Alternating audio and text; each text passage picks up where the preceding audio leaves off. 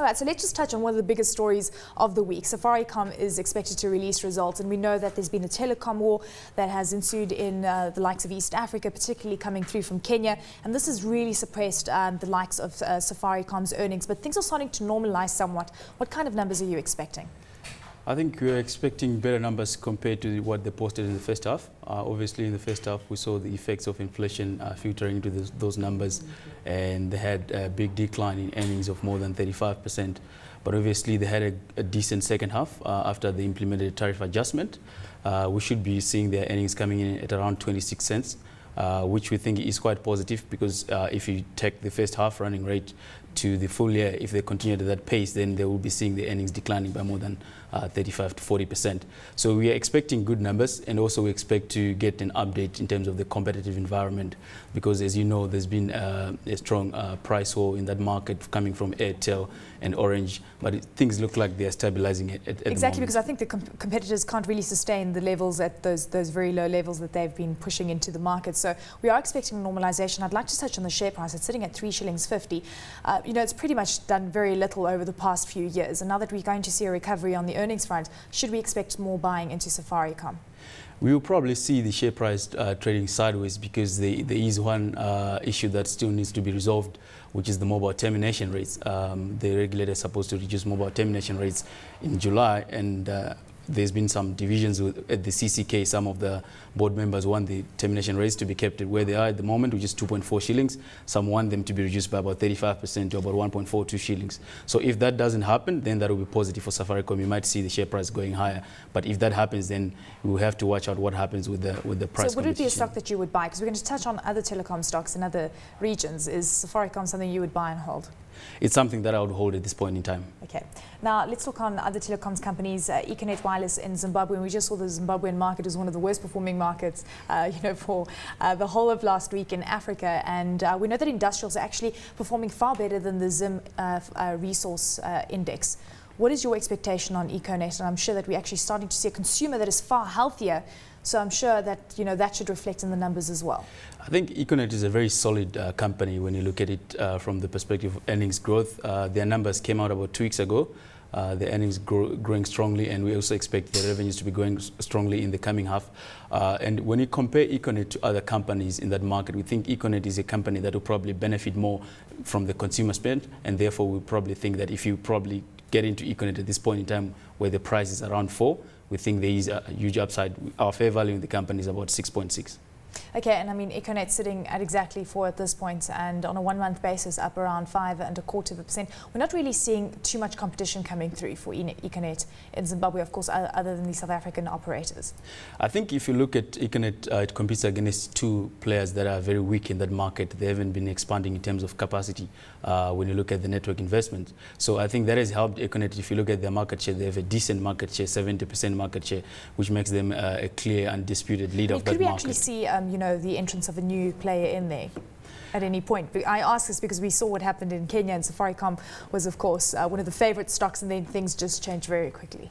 I think for Zimbabwe, there are 2 aspects that you should look at it. From the economics perspective, it makes sense. But from the political side, you have to have 51% local ownership of whoever wants to get into that market. So the only viable option will probably be to buy the existing operators. And the 2 operators that are there, one of them is owned by Vapocom, which used to be Orascom, and one of them is owned by the government. And I don't think the government is willing to sell. If they would want to sell, they want to sell at a higher price. And I don't think the price they're asking for that asset is justifiable. Okay, so we're talking on telecom stocks now, and at the end of the day, you're actually getting exposure to consumers. But telecoms is very interesting because of the competitive edge right now. Yes. And it's more about volumes as opposed to margins, because average revenue per user is coming down significantly. Tell us about Sonatel, which is listed on the BRVM in Cote d'Ivoire. Is this a stock which has also got a very good story? So we're still seeing very high margins, and volumes are also starting to filter through. If you look at Sonatel, it's very interesting because it's got the highest EBITDA margins in the companies that we look at. Their EBITDA margins at 52%. If if you look at Safaricom, the EBITDA margin is at 33%, and for Econ it's 45%. So in that market, you look at the ARPUs at around $7.50, which is relatively high. In Kenya, the ARPUs are around $5, so there is a big difference. And obviously, that is filtered in the numbers of Sonatel. It's a strong company. They've got strong cash flows. And we like it because it's got a higher dividend yield, which is about 9%, which is very, very high. I think it's going ex-div this week, isn't it? It went ex-div, and the share price, we've seen it coming down to about, I think, 110, and it has since gone up to about 113. Okay, so definitely a buy for you then. We're talking about these EBITDA numbers, and they're still relatively high. And again, when you see what's happening on the African continent, is there a concern that as we start to see a whole lot more players, we could actually see some pressure going through there? Do you think that investors are starting to think in that regard, or do you think that this is actually far away and you can buy these stocks and enjoy the gains? I think it's quite far away, because if you look at the markets where Sonatel operates, that's in Mali, in Senegal, and Guinea-Bissau, those markets' penetration rates are now way above 70%. And the players that have been in those markets are some of the international players. For example, you're looking at Millicom, it competes with Sonatel in Senegal, and if you're looking at MTN, it competes with Sonatel in Guinea and Guinea-Bissau. So we do not expect to see another international players coming into that space, but what we obviously expect to see right now is the players consolidating their positions, and obviously this all obviously boils down that to extra 30% market share, which is pending. Penetration rates, I'm sure. I guess in terms of payback, when you look at it from an investor perspective, I don't think it would make a lot of sense for one to try and jump into those markets at this point in time, because you're probably taking on the floaters, and the floaters tend to have very low ARPUs. Absolutely. Okay, so let's shift our attention now to Nigeria and touch on the consumer story there. We're looking at the likes of Guinness Nigeria, and we know that their revenue didn't really exceed expectations. I think it was only up around 2.5%. But they've got distribution issues. We're still waiting for Nigerian breweries to come through with results. We're expecting good numbers there. Dangote Sugar also showing a very good positive environment for consumers. Are you pretty much looking at a very positive picture to play out in Nigeria? I think we're looking at a very positive picture to play out for Nigeria. I think one thing that you need to look at Nigeria is a big market, just in terms of from a volumes perspective, because one key belief for us at African Alliance is that what drives consumer plays in Africa is volumes, first of all, and obviously affordability. So when you look at Nigeria as one of the biggest markets in Africa, so we're looking at obviously the brewers benefiting, and also just looking at the sugar businesses, flour milling business, they should benefit from that huge population.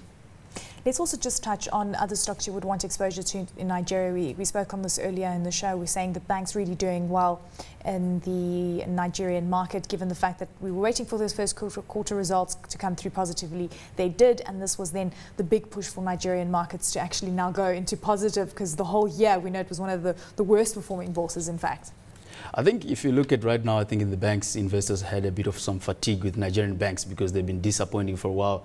Every quarter there is a bit of news that comes in that will just disappoint. Just if you look on the loan growth, it will be decent as you go through the first, second and third quarter.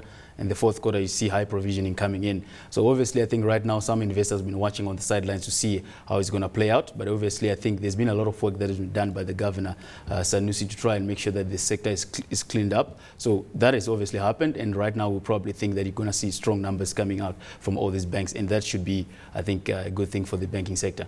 Addington, if we could also just touch on the general economies that we're seeing within the regions that we've discussed. We're starting to see very prudent monetary policy stances, especially coming through from Kenya. Overall, are you very optimistic about the growth rates? We know we've seen a slight revision downwards for the most part, but again, very positive picture that we're looking at.